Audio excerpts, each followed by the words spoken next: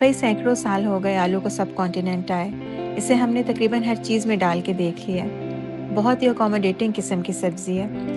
मगर हमारे दिलों में जो मकाम आलू गोश्त और आलू कीमे को हासिल है वो बहुत कम खानों को नसीब होता है। और ये डिशेस हैं भी ऐसी।